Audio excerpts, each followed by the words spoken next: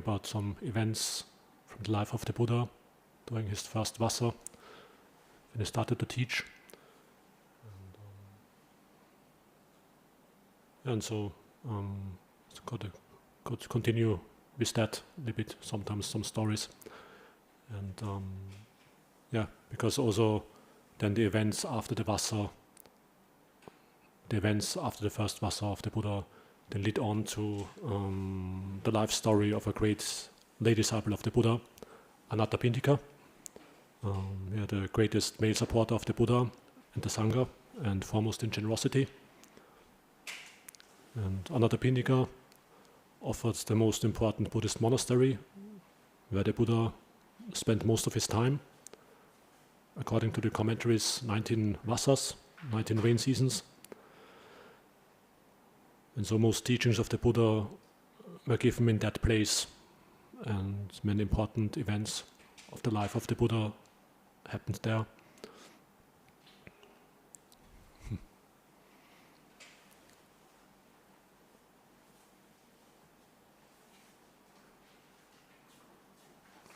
So during the first Vassa, the Buddha focuses on teaching mostly those who will understand his teaching most quickly, to build up a large monks community of arahants, of enlightened disciples, as quickly as possible. Not to reach as many people as possible in an effective way. So in the first Vassa, he's living in the deer park near Varanasi in Sarnath, and teaching the first 5 monk disciples there, and then another group of 55 monks, leading them to realize liberation. And then after the first Vassa, he sends out his first 60 awakened disciples to teach the Dhamma, sending them in all directions.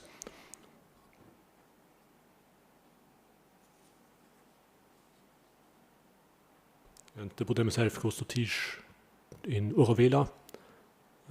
There is a large group of 1,000 fire-worshipping ascetics living there, and they get inspired to become disciples of the Buddha. And so then when the Buddha is teaching them the fire sermon, the Aditapayaya Sutta, then they all become arahants and realize complete liberation. And at that time, after the first Vassa, the Buddha was not known by the public. That he was just living there in this deer park near Varanasi, and then afterwards teaching these fire-worshipping ascetics close to this town, Uruvela. But most people wouldn't know about him. But now he has gathered enough monks to make his first big public appearance. And to do that, the Buddha is now leading this new army of 1,000 arahants towards Rajagaha, the largest city in India at that time. And so this the walk of the 1,000 arahants with the Buddha, I found it one of my favorite scenes in the life of the Buddha. So it's you could say this is the dawn of a new era, which will change India and the world for millennia. And it's the beginning of the era when the teaching of the perfectly awakened one is available to people. And after the Buddha and the 1,000 monks arrive near Rajagaha, they stay there at a shrine a few kilometers away from the city. And King Bimbisara and most of the people of Rajagaha come out to meet the Buddha and the 1,000 monks, and have heard that he is staying there and has arrived. It was obviously a major thing if a spiritual teacher comes with 1,000 disciples to a city in 500 BC, would be like a major event. And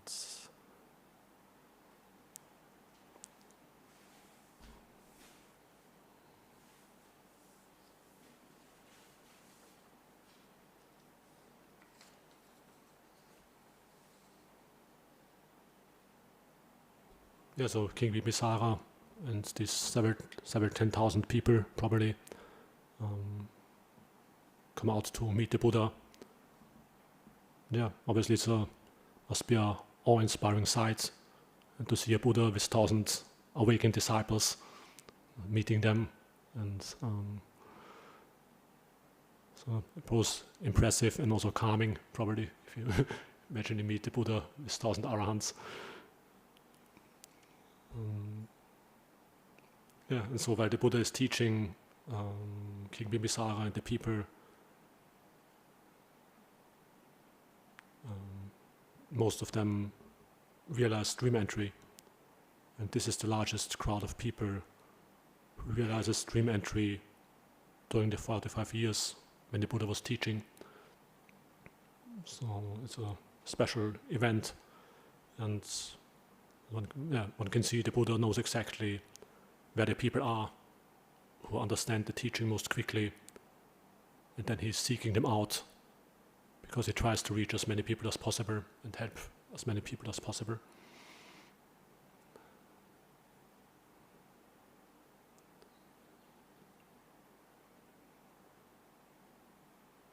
And then after the Dhamma talk, the king says to the Buddha, when he was a young prince, he had 5 aspirations.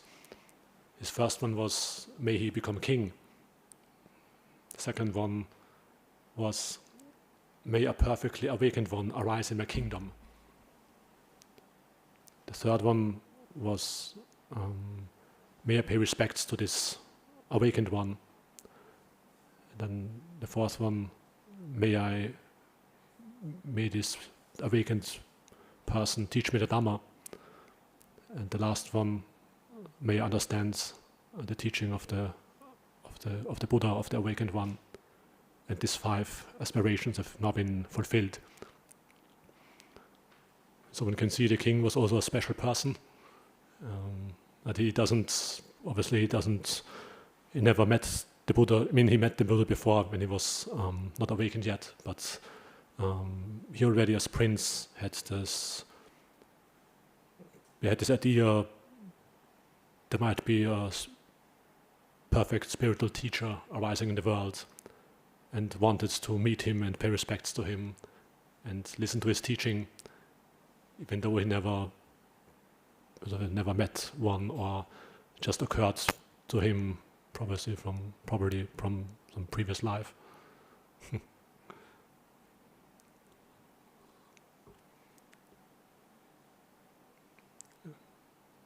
Yeah, and so the next morning, when the sun is rising over the hills of Rajagaha, the Buddha is entering the city together with the 1,000 arahants. And in front of them, a bright-looking Brahmin is walking in front of the Buddha and the monks and reciting these verses. The tamed one together with the tamed former ascetics, the liberated one together with the liberated. Radiant like gold, the blessed one enters Rajagaha. The one who has crossed over together with those who have crossed over. The liberated one together with the liberated. Radiant like gold, the blessed one enters Rajagaha. The peaceful one together with the peaceful ones. The liberated one together with the liberated. Radiant like gold, the blessed one enters Rajagaha. He who has 10 dwellings, 10 powers, knower of 10 qualities, endowed with 10, surrounded by 10 times 100, the blessed one enters Rajagaha.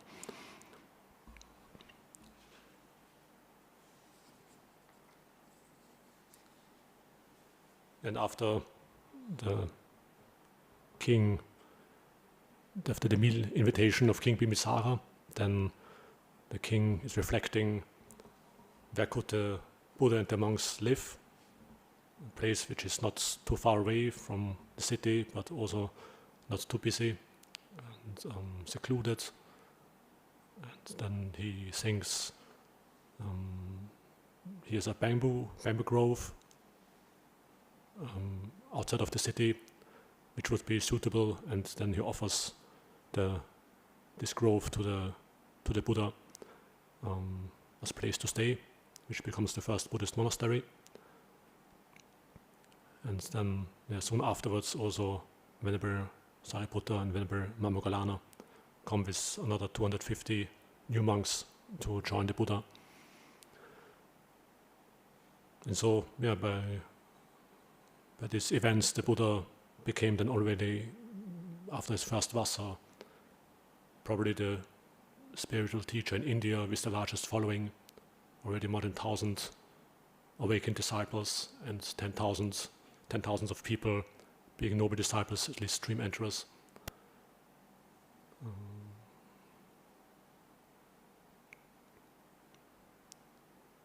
And so that's also where the story leads over to Anāthapindika, the life story of him.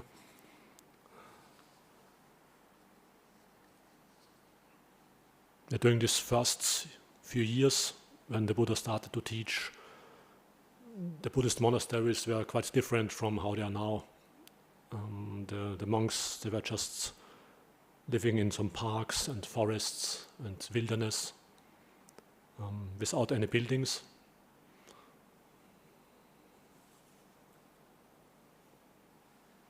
The Buddha and the monks would just live there under a tree, in the forest, in the open, or in a cave, or in a cemetery.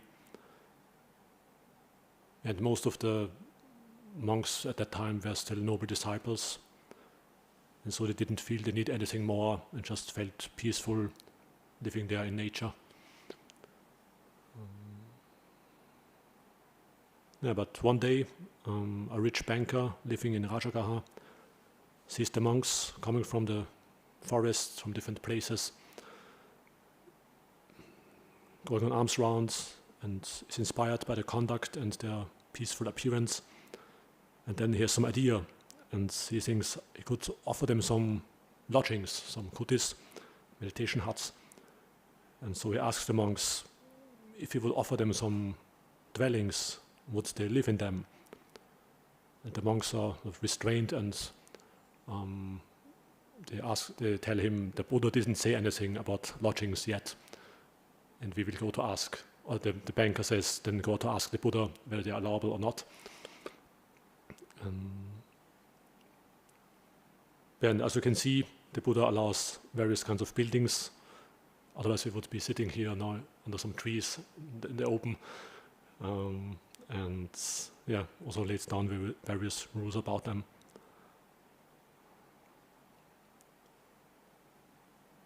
And so the monks tell the banker, who is very enthusiastic, is building 60 huts for the monks. And so that's how it came about, that there are monasteries with buildings as we know them.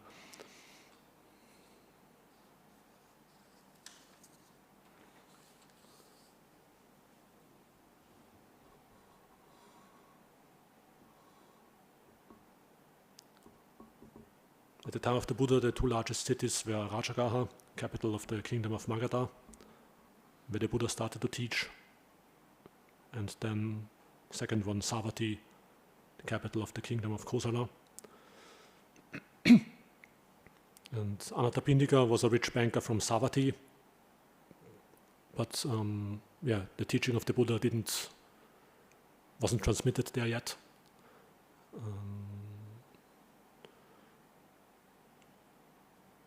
His name means he gives alms to those who need help, so probably he was already a generous person before. And Anāthapindika was married to the sister of this rich banker in Rajagaha, who donated these first 60 dwellings to the Sangha. So usually the rich people marry other rich people so that the wealth of the family continues to grow. And so they obviously meet another, they marry like this. And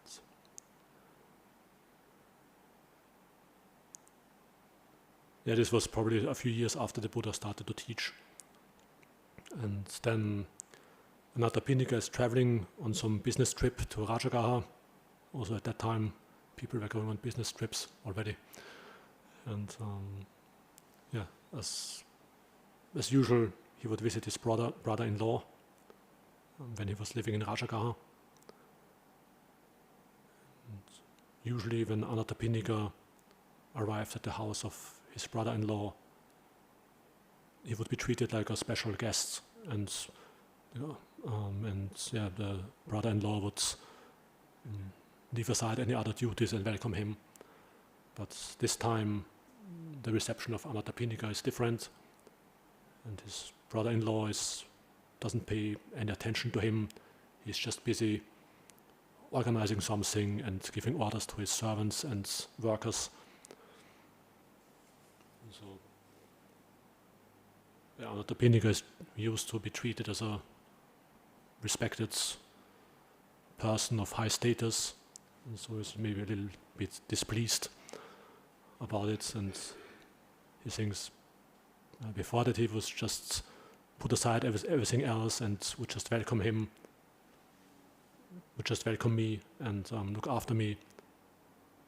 But now he's just busy running around, and but maybe they have some wedding, or King Bimbisara is coming to visit, or they make some great offering.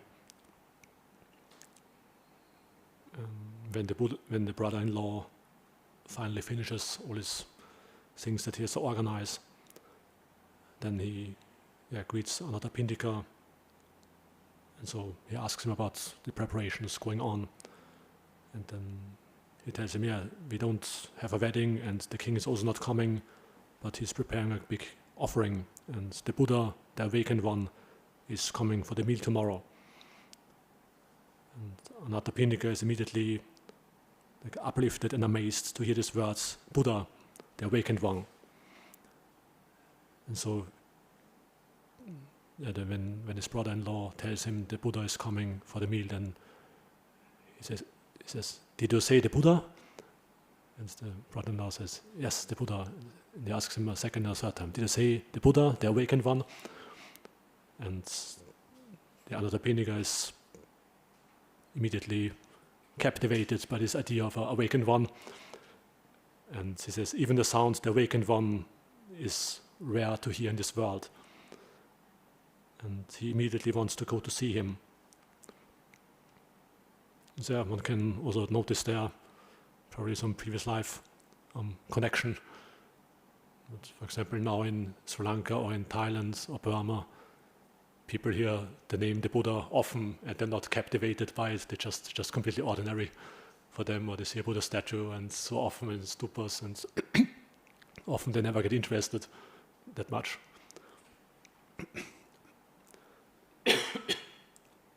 Whereas Anāthapindika is immediately inspired by just hearing the words, the Buddha. Maybe practiced Buddha meditation in a previous life.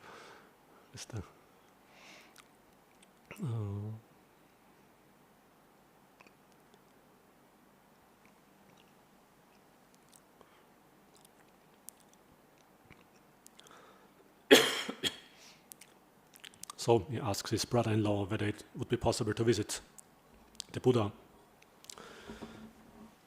But he tells him it's not the right time now, but tomorrow early in the morning he can go to visit him.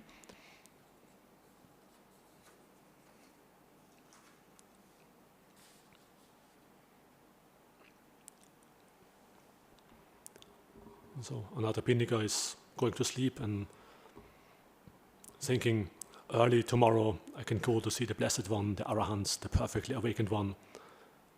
And he's so much focused on meeting the Buddha that he already wakes up 3 times during the night and thinking it's already dawn and time that he can finally go to see the Buddha.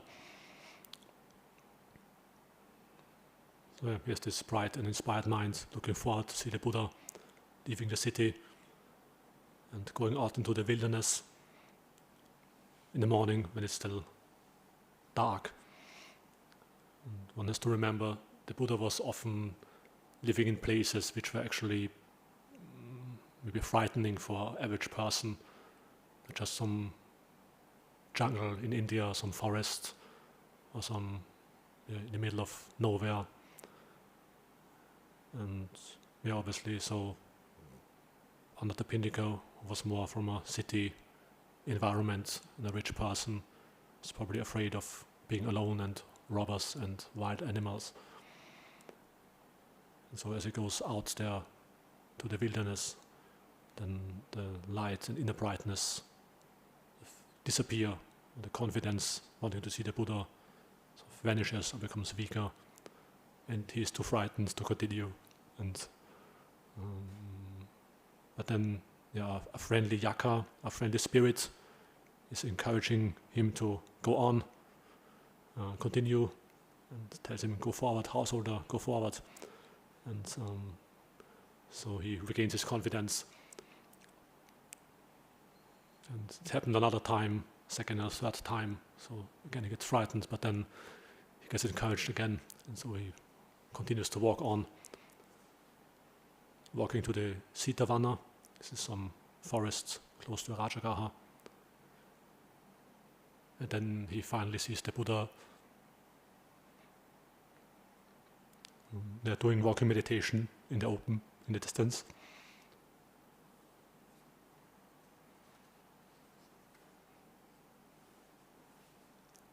And the Buddha sees Anāthapindika coming and steps down from the walking path, and sits down on his mat.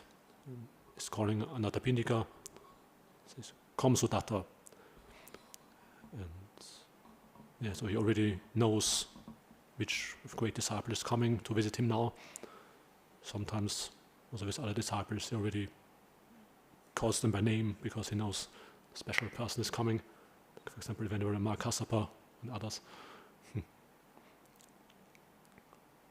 And Anāthapindika is already very happy that the Buddha is already calling him by his name. And so if you would meet the Buddha, how would you start a conversation with him? It's the first time Anāthapindika is meeting the Buddha, what to say now. And so Anāthapindika is bowing down to the Buddha and says, "Did the Blessed One sleep well?" So it's just starting with a harmless question, a small talk question.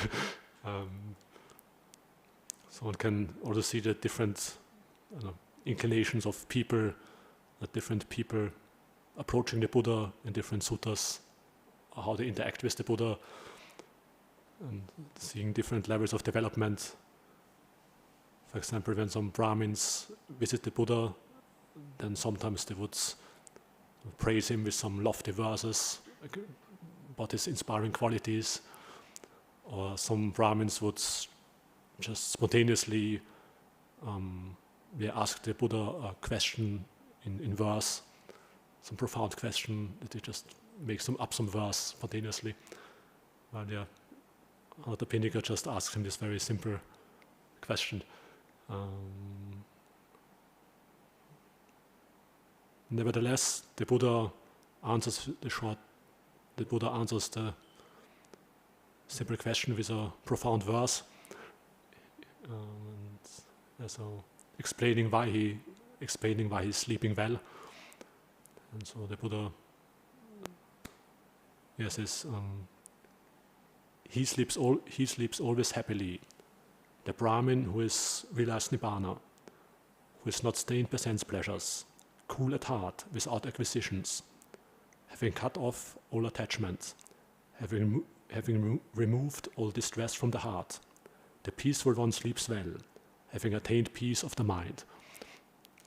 So it's a profound reason why the Buddha is sleeping peacefully, and giving Anāthapindika a first preview of the teaching, or of the goal of his teaching, with this verse before he even starts to teach him.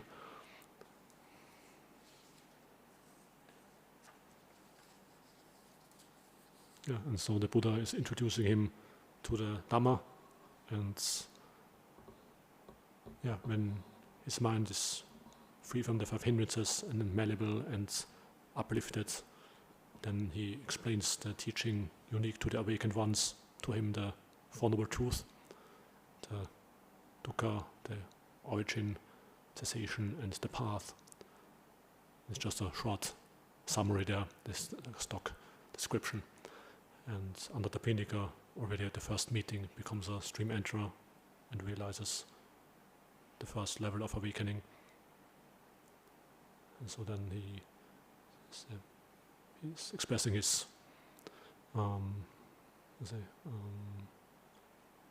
gratitude or inspiration of the teaching, and takes refuge in the Buddha, Dhamma, and Sangha. And he invites him together with the monks, with the whole community, for the meal on the next day. And the Buddha agrees, and Anāthapindika pays respects and departs. So other people hear about the meal invitation and try to help Anāthapindika, because he's just a visitor.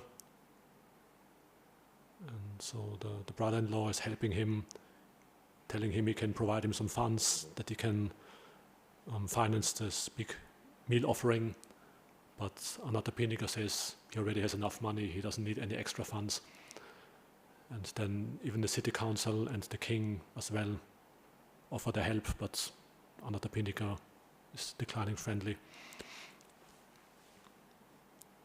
And so he invites the Buddha to come to the home of the brother-in-law. And after the Buddha finished eating, he invites the Buddha and the Sangha to spend the next rains retreat in Savatthi, in his home city. And the Buddha is just giving him a one-sentence hint on what kind of place might be suitable, and he says that the Tathagatas delight in empty dwellings. So in the sense of giving him a hint what kind of suitable place might be good for the monks and him to live there. And Anāthapindika says, I understand, Blessed One. So he has already some idea just from this one short instruction.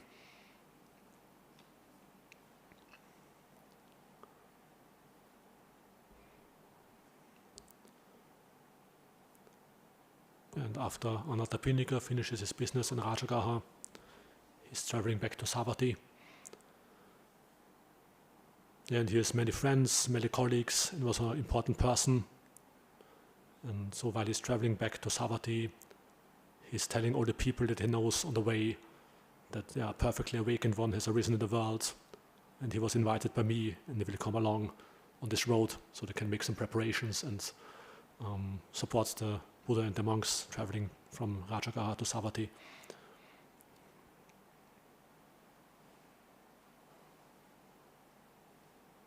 And Anāthapindika then returns back to Savatthi and is looking for a place where the Buddha and the monks could live, not too close or too far from the city, and with little noise and seclusion, and suitable for meditation, but also that people can still come to visit.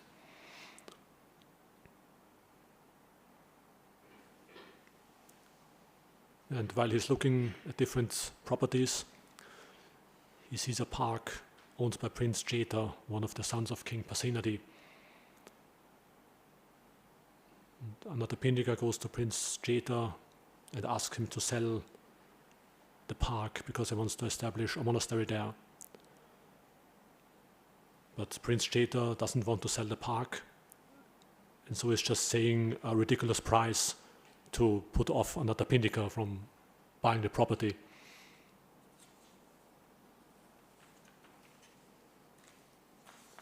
So he just says, the park is not for sale, not even for 100,000 gold coins. And Anāthapindika says, sold. But Prince Jeta says, no, the park is not sold. Because he's disagreeing, because he just said this outrageous price to express that he actually doesn't want to sell it. So they can't agree, and they go to the Minister of Justice to settle the case. And the Minister of Justice says, you set a price, Prince, and Anāthapindika agreed on it, so the park is sold for the price that you determined. And so this is it.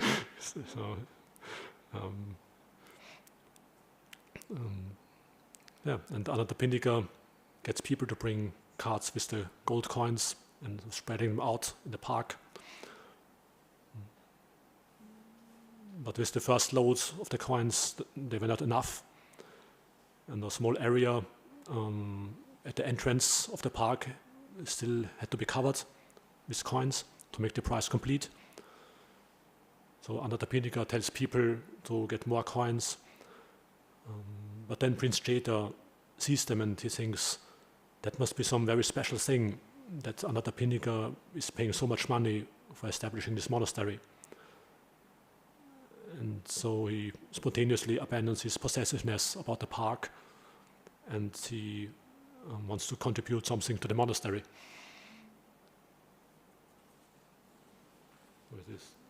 This is enough. I cover this last space. That will be my donation. So he loses the last chance to also make a donation for the monastery before he would have, Anāthapindika would have paid the price completely. Yeah, and Anāthapindika is very happy that Prince Jeta joins in. Yeah, Prince Jeta then gets an entry gate to the monastery built on that space that was donated by him. And yeah, Anāthapindika organizes various buildings to get built there, meditation huts for the Buddha and the monks, and walking path, wells, bathrooms, lotus ponds, and so on. And then when the Buddha arrives with the monks, Anāthapindika asks him how he should proceed with the monastery that he prepared. And the Buddha says he should offer it to the Sangha of the 4 quarters, present and future. And so this is the story how the Buddha's most important monastery was established. Anāthapindika must have found a very good place, just based on this one sentence instruction by the Buddha, the Tathagatas delight in empty dwellings. He found this place where the Buddha spent most of his time after his awakening, 19 Vassas, 19 rains retreat. And most discourses of the Buddha were given at that place.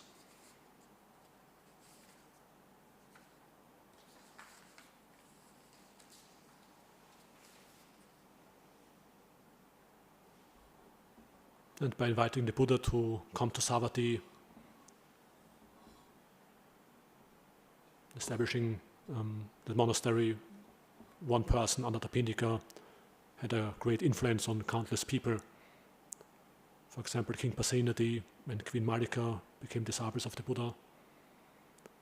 And people could go there to practice generosity, listen to Dhamma talks of the Buddha and of great disciples, and associate with the people there, practice meditation and ordain.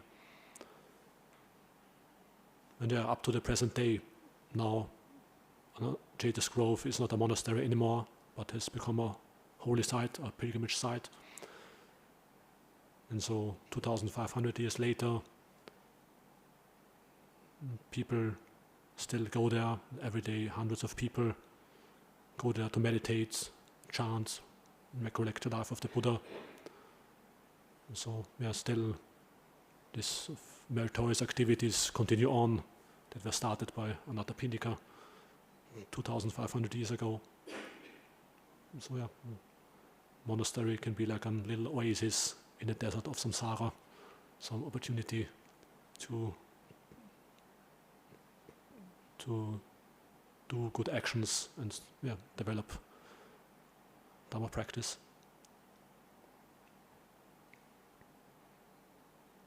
And similar things still happen today, in a sense. For example, George Sharp, the former president of the English Sangha Trust, and the purpose of the trust in Britain was to establish the monastic Sangha in Britain. And after he became president, he was reflecting how he could best achieve that.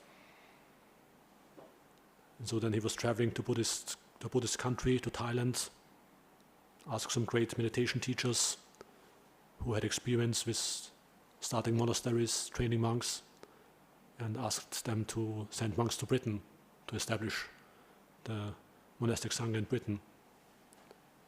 And so George Sharp visited Ajahn Chah and Ajahn Mabur in the 80s.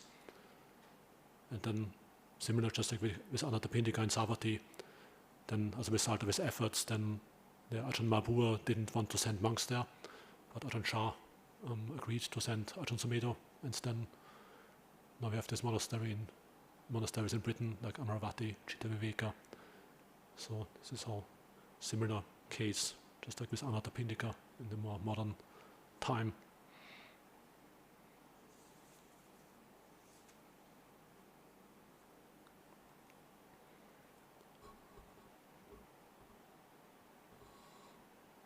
Yeah, Anāthapindika also used the opportunity to visit the monastery that he established and listen to Dhamma talks by the Buddha, having some conversation with him. I checked, and there are more than 20 Dhamma talks to him in the suttas, which is more than many great monk disciples.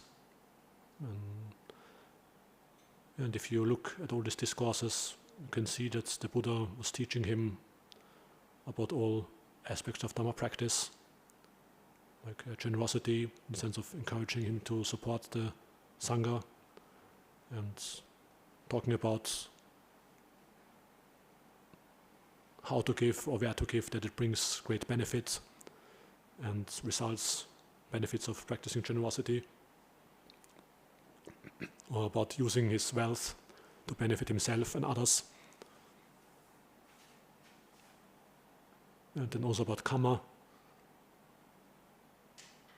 that the good fortune doesn't come by just wishing for it or praying for it or hoping for it, but one has to do the actions that lead to good fortune or to benefits in the future, in the present. So one has to develop the best can be sila, these three types of merit, of generosity, virtue and meditation, for good fortune, or then that's for benefit in this life and the future. He's also encouraging him to talking about the benefits of keeping the precepts and dangers of not keeping them, or teaching him about guarding his actions by body, speech and mind. Once he helps to sort out some family problems, like his daughter-in-law is a more like unfriendly person and not respectful to anyone, and then the Buddha is teaching her and sort of changing her mind. Sujata. And he also encourages Anāthapindika to practice not only generosity but also develop samadhi, that they should not just do that but also develop the rapture of seclusion, so also practice meditation.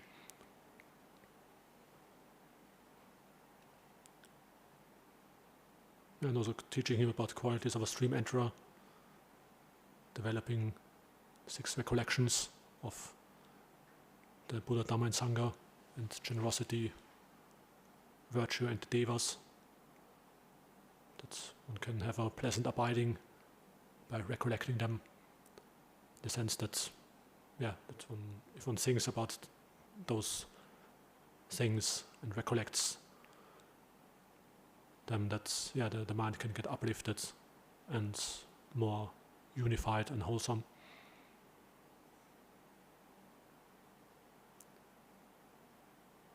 And he also gives him a wider perspective of what brings great benefit in terms of Dhamma practice. From offering food to noble disciples to donating a monastery. But then he also says that taking refuge and observing the 5 precepts, developing loving kindness, is actually more beneficial. And then the perception of impermanence even more. So he's also encouraging him to develop things beyond just being a generous person or precepts.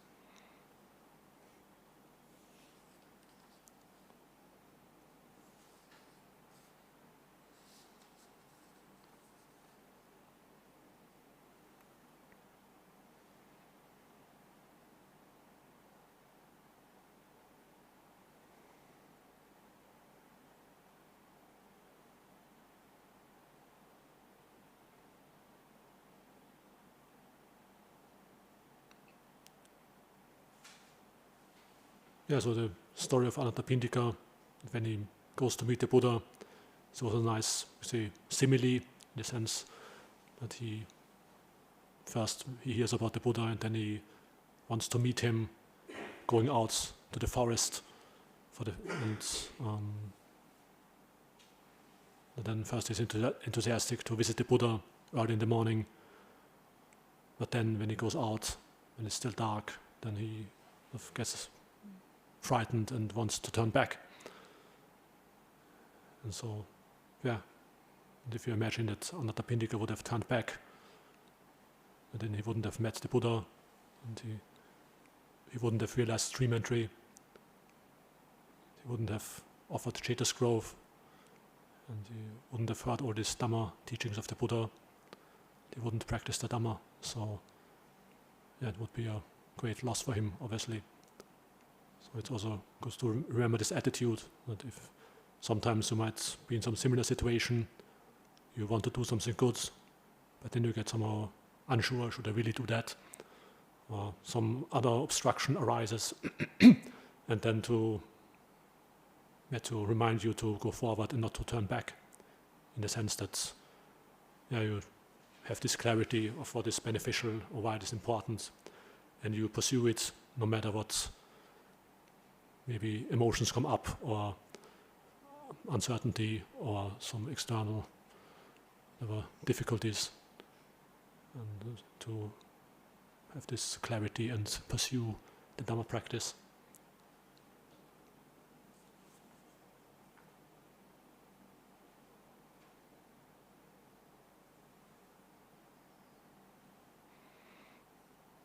Anāthapindika got ill several times. I think at least 3 or even 4 discourses.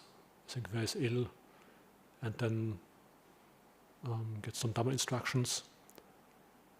Then sometimes recovering, but then the last story is in Majjhima Nikaya 143, and then yes, exactly. So, then he sends when he gets ill, he sends a messenger to Venerable Sariputta, requesting him to come, and Venerable Sariputta goes to visit him together with Venerable Ananda, and asking him whether he's getting better, but he says no, it's getting worse.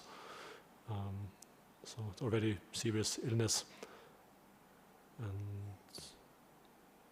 And in brief summary, Venerable Sariputta gives him a discourse about abandoning the 6 sense bases, so the visual faculty, and the forms, and the hearing faculty, and the sounds, and mental phenomena, and the mind, and all feelings that arise based on them.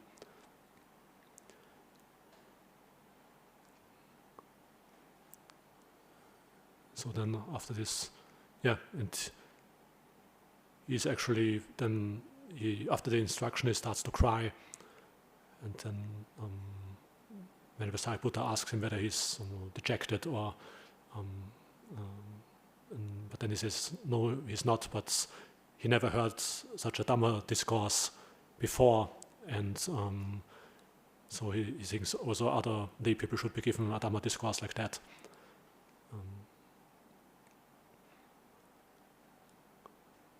Maybe just because he never was given this instruction in this very direct way to do that now, in the sense, I think he probably heard some similar Dhamma discourses, but not in the sense that I should do that like now, to give up the 6 sense bases completely. He didn't take it maybe so personal in the sense, and so it made a different impact on him when he passed away.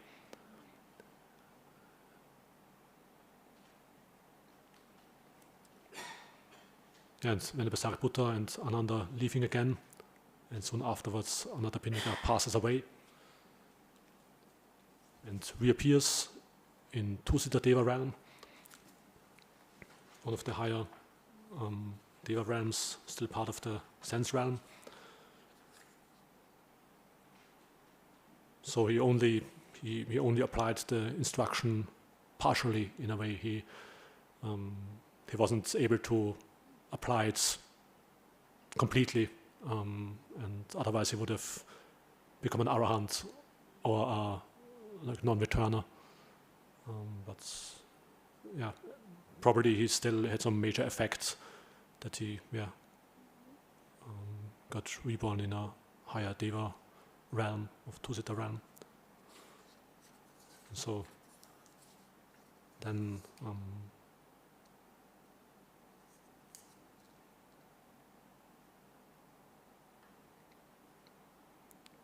then some night afterwards, Anāthapindika reappears as young Deva in the Chetas Grove and visiting the Buddha, and pays respect to the Buddha and speaks a last verse to express his appreciation of what the teaching had the Buddha, and about Venerable Sariputta as well. Oh, blessed is this Chetas Grove,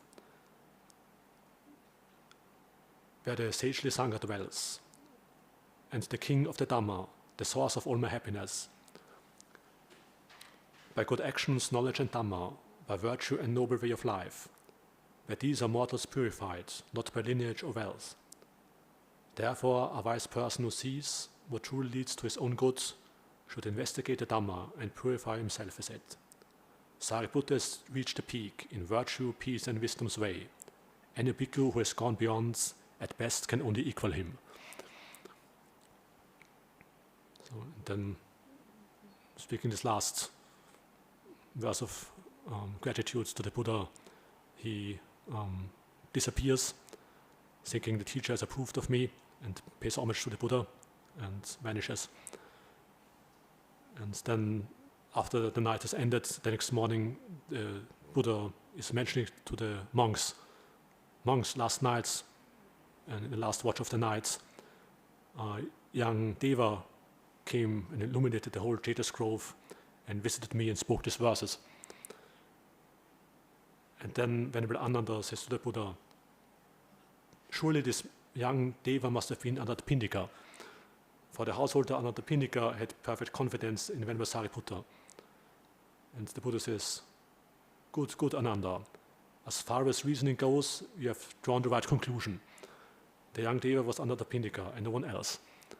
So Venerable Ananda, just by the verses, he noticed it's probably Anāthapindika who must have come to visit, and the Buddha confirms from the direct knowledge.